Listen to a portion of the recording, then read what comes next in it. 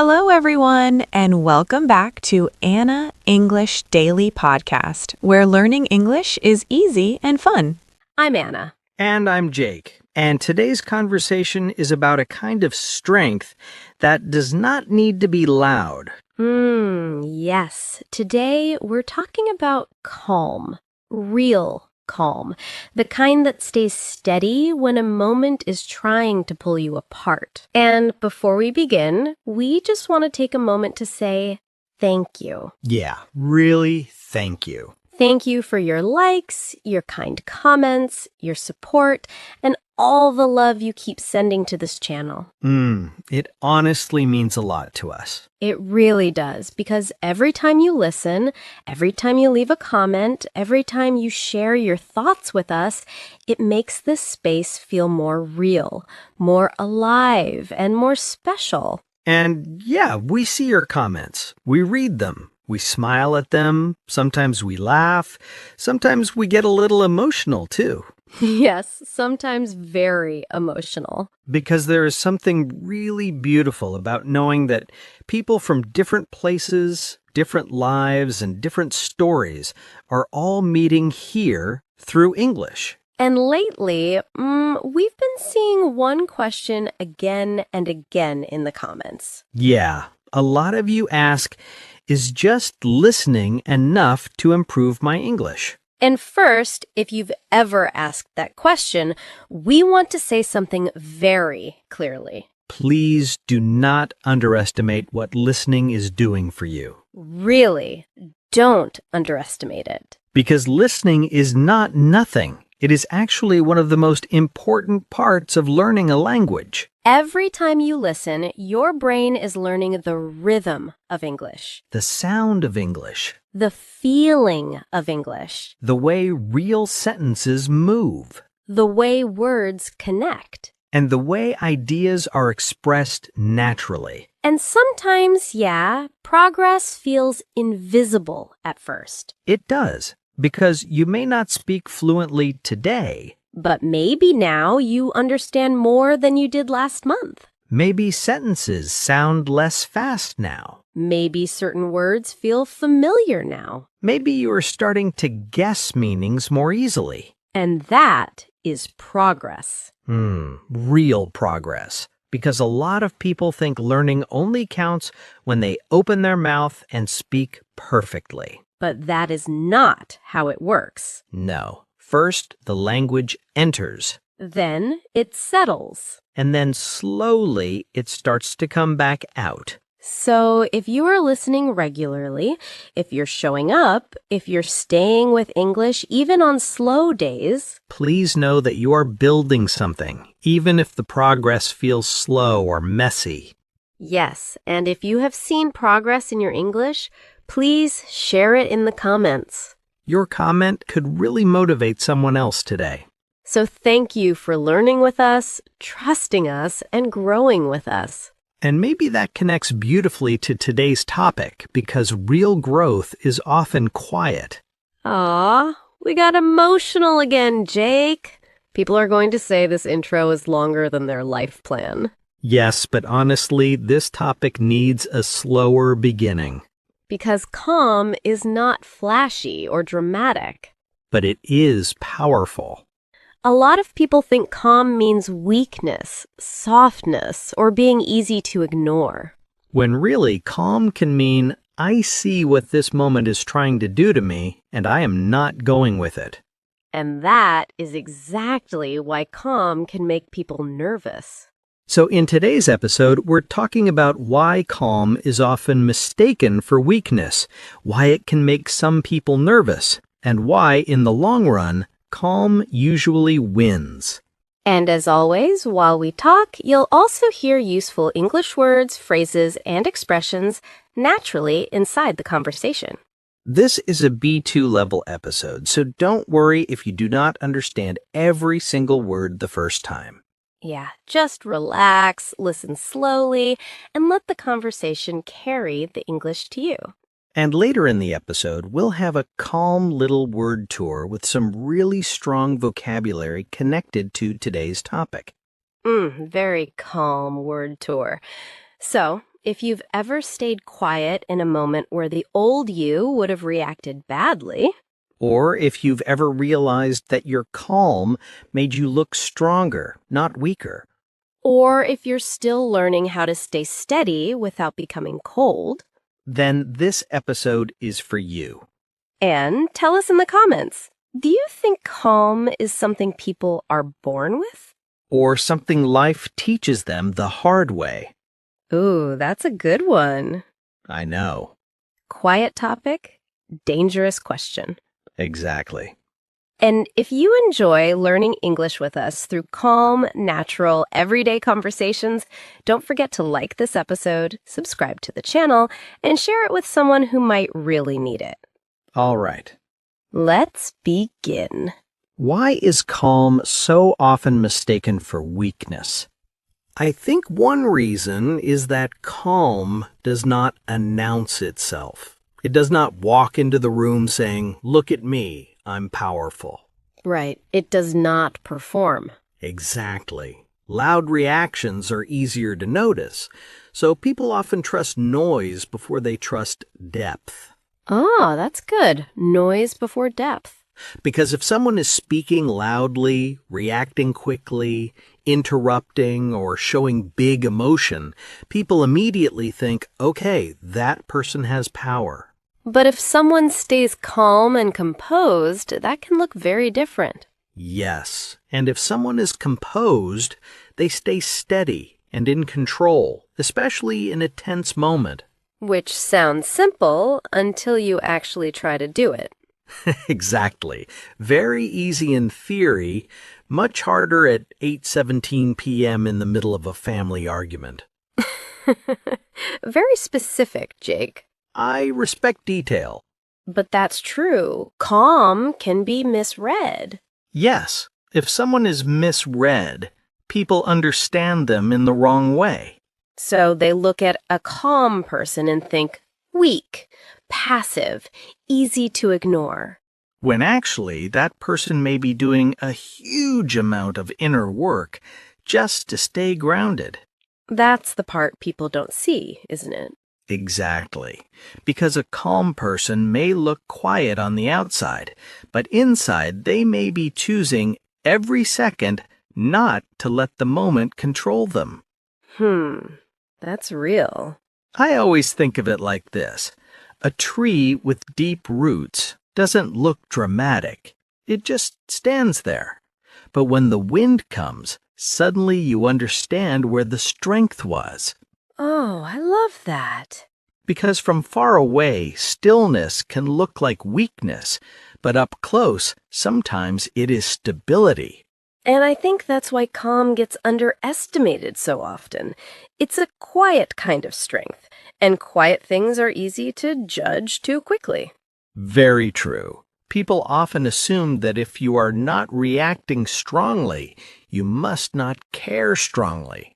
When the opposite can be true, sometimes the calmest person in the room is the one feeling the most, but holding themselves with the most care. Exactly. And honestly, that takes strength. And I think English learners know this feeling too. Yes. Sometimes when you speak English slowly, carefully, and calmly, people may think you are less confident. When really, you may just be thinking clearly and choosing your words with care. So please remember, being quiet for a second does not mean you are weak in English. Sometimes it means you are being thoughtful. Yes. And once calm is misunderstood, the next strange thing happens. Sometimes it starts making people nervous. Yes, because some people are very comfortable when they know how to move you emotionally. Right. If they know how to push your buttons, they feel in control. Exactly. If they can provoke you, they understand the situation. And to provoke someone means to push them emotionally and try to get a reaction from them. Anger is familiar. Panic is familiar. Defensiveness is familiar. But when someone stays calm, suddenly the usual script stops working. And that can make the other person feel unsettled. Yes, if someone feels unsettled, they feel a little uncomfortable, shaken, or unsure. Because they were expecting one kind of moment, and now they have no idea what to do with the new one. A difficult day for chaos.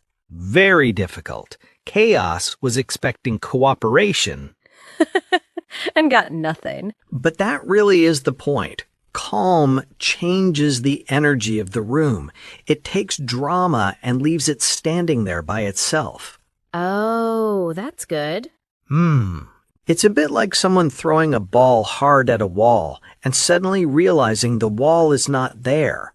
Their own energy keeps going. Wow. Yes, that's exactly the feeling. And I think that's why calm can feel powerful without doing much. It doesn't chase the chaos. It just refuses to feed it. And that refusal says something. It really does. It says, I see what's happening, and I'm not joining it. Which can be deeply confusing for people who expected a fight, a panic, or a performance. And honestly, this happens in English too. Yes, sometimes people expect learners to panic when they forget a word or make a small mistake. But when you stay calm, smile, and keep going, the whole conversation feels different. And that calm can actually make you sound more confident, even before your English becomes perfect. That's such an important point, actually. Because calm is not only about what happens around you, it also changes what happens inside you. Yes, because calm protects your clarity. Right. And clarity means being able to think clearly and see what is really happening. Exactly. Pressure makes the mind noisy. It makes everything feel urgent even when it isn't. And then people speak too fast, explain too much, or make decisions they regret later. Which is why calm helps you stay grounded. Yes, if you are grounded, you stay centered and stable instead of being carried away by emotion. I always think of pressure like bad weather. When the emotional wind gets strong, it becomes very easy to lose your balance. But if you are grounded, you do not fly away with every feeling. Exactly. You can still pause. You can still think. You can still notice what matters. And that matters so much because one rushed sentence can create 10 new problems. Honestly, yes. Human beings are amazing at turning one emotional moment into a full week of inconvenience. Very true. Calm gives your mind a little room before your reaction arrives. And sometimes that little room changes everything. That's the real value, isn't it? Calm doesn't remove pressure, but it stops pressure from taking over your thinking. Exactly. It keeps your mind available to you. And for English learners, this point is huge. Because when you panic while speaking English, you often lose words you already know. Yes, your English didn't disappear. Pressure just got there first. So calm protects your clarity in English too. It helps you remember, pause, and keep going instead of freezing. Yes, and that changes more than just your thinking. And once calm protects your thinking, it can protect something else too. Your dignity. Exactly. Because in some moments, the real danger is not only the situation, it is who you become inside the situation. That lands. Yes, because there are moments where one bad reaction can make you feel small later. And that is where restraint becomes powerful. Right. Restraint means holding yourself back from reacting in a way you may regret later. Which can be very hard when you feel embarrassed, hurt, dismissed, or misunderstood. But if you can hold yourself well in that moment, you keep your dignity. Yes, and dignity is that sense of self-respect you keep even when everything around you feels messy. I think that's such a beautiful kind of strength. Because sometimes dignity is not about winning the argument. It's about leaving the conversation without losing yourself. That's the kind of line people remember. And it's true. A loud reaction may feel powerful for 1 minute, Dignity feels better when you think about the moment next week. Very true. Future you is usually not impressed by dramatic behavior. No, future you is tired, Deeply tired. which is why calm matters. It lets you respond in a way you can still respect later. And this matters in English too, actually. Yes, calm protects your dignity when you make mistakes in conversation. It stops you from apologizing for every little error or shrinking every time you need a second to think. And that changes how you feel about yourself as a speaker. Not perfect, but still dignified. But now we need to make a very important distinction. Yes, because calm is not the same as emotional shutdown. Exactly. Real calm still feels, it still notices, it still cares. It just doesn't let the emotion take the whole wheel. And that is very different from suppression. Right. Suppression is when you push emotions down instead of dealing with them honestly. Which can look calm on the outside. But inside, everything is stacking up in a dangerous little pile. A terrible emotional storage system. Very bad architecture. Extremely. And then there is being numb. Yes. If someone feels numb, they feel emotionally cut off, like they are no longer really connected to what they feel. And that is not calm. That is disconnection. Exactly. Calm is presence. Numbness is absence. That distinction matters so much because people often think calm means never showing pain, never speaking up, never saying, "That hurt." But no, real calm can say, "That hurt me," without turning into chaos.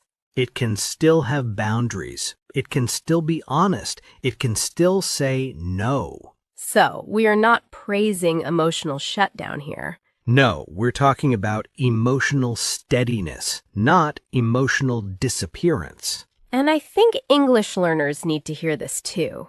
Yes, speaking calmly in English does not mean pretending you are not nervous. It means you speak even while you are nervous. Exactly. You do not shut down. You stay present and keep going. Which also explains why calm often has a story behind it. And honestly, I think this next point is one of the deepest ones. I agree. Because many calm people were not born that way. No, many of them became resilient through experience. Right.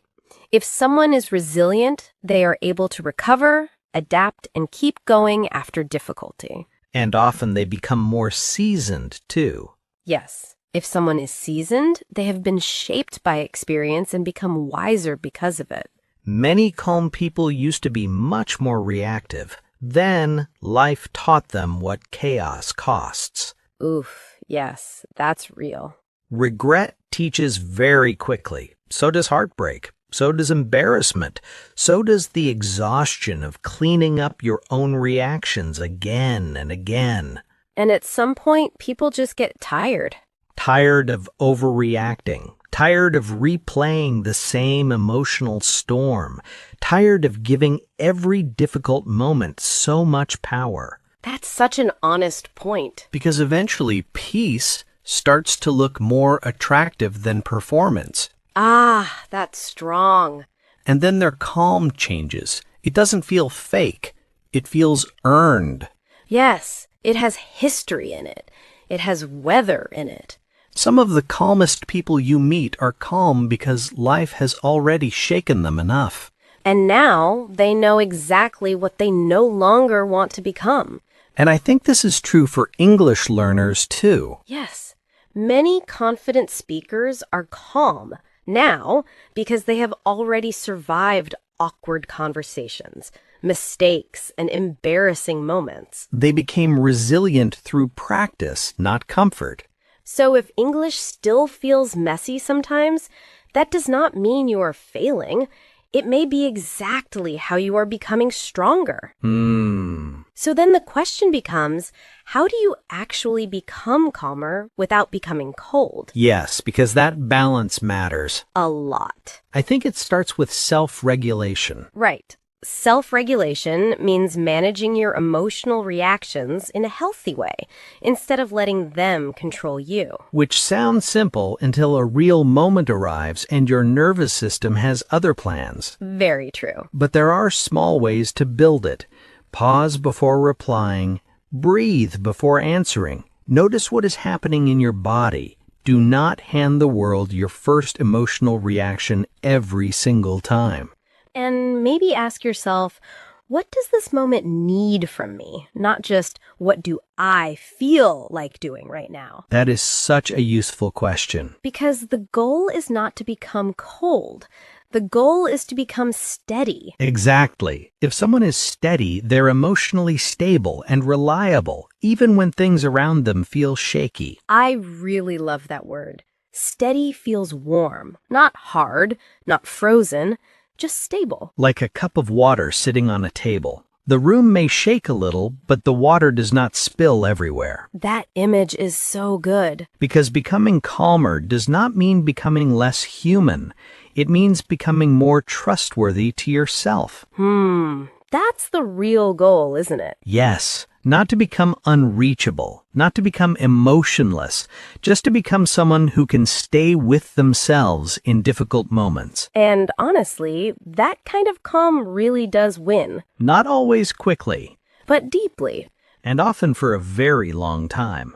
And that is probably the real goal in English as well. Not to become perfect overnight. But to become steady enough that mistakes no longer throw you out of yourself. Exactly.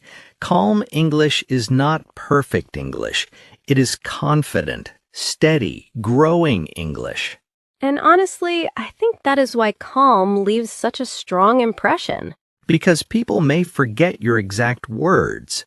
But they remember the energy you held. And before we close, let's slow down for our word tour and look again at some of the most useful words and phrases from today. Yes, because this episode was all about something quiet, but very powerful. And the words we used today can really help you talk about pressure, emotions, self-control, and inner strength more clearly. So let's take our time with them. And let's begin with a word that fits this episode beautifully. Composed. Composed means calm, controlled, and steady, especially in a difficult situation. For example, even when the conversation became tense, she stayed composed. Or he looked composed on the outside, even though he was nervous inside. Repeat. Composed. Composed. Next is misread. If someone is misread, people understand them in the wrong way. For example, his calm nature was often misread as weakness. Or, she was quiet, but people misread her silence as fear. Repeat. Misread. Misread. Now let's go to a very important word for this episode. Provoke. To provoke someone means to push them emotionally and try to get a reaction from them. For example, he kept making rude comments to provoke her. Or, some people try to provoke you because they want to control the mood. Repeat. Provoke. Next is unsettled. If someone feels unsettled, they feel uncomfortable, unsure, or emotionally shaken. For example, his calm response left the other person feeling unsettled. Or, she felt unsettled after the strange conversation. Repeat. Unsettled. Unsettled. Next is restraint. Restraint means controlling yourself and holding back from reacting too quickly. For example, his restraint saved the conversation from becoming a fight. Or, it took a lot of restraint not to answer in anger. Repeat. Restraint. Restraint. Now let's look at an important contrast word, suppression. Suppression means pushing your feelings down instead of dealing with them honestly. For example, suppression may look calm on the outside, but it is not the same as real peace. Or years of suppression made it hard for him to express what he felt. Repeat. Suppression. Suppression. Next is numb. If someone feels numb, they feel emotionally disconnected, like they cannot fully feel what is happening. For example, after too much stress, she felt numb instead of calm. Or he looked quiet, but inside he felt numb. Repeat. Numb. Numb. Next is a strong word, resilient. If someone is resilient, they are able to recover, adapt, and keep going after difficulty. For example, over time, difficult experiences made her more resilient. Or, resilient people still feel pain, but they do not stay broken by it. Repeat. Resilient. Resilient. And now let's go to seasoned. If someone is seasoned, they have been shaped by experience and have become wiser because of it. For example, he had a seasoned calm that came from years of experience. Or, she sounded seasoned, not because life was easy, but because she had learned from it. Repeat. Seasoned. Seasoned. Next is a very useful phrase for everyday life, self-regulation. Self-regulation means managing your emotional reactions in a healthy way. For example, breathing before replying is one form of self-regulation. Or, good self-regulation helps you stay calm under pressure. Repeat. Self-regulation. Self-regulation. Ah, these were such strong words. Yes, and they really fit this episode because they help you talk about calm in a deeper and more precise way. Not just the calm people see. But the calm people build. And honestly, I think that is what today was really about. Yes, not pretending nothing affects you. But learning how to stay with yourself when life gets loud. And that kind of calm is not cold. No, it is strong, steady, and deeply human. So if this episode stayed with you today, we hope it also encouraged you. In your English. In your confidence. And maybe even in the way you carry yourself through difficult moments. Take care of your English. And take care of your heart. This is Anna. And this is Jake.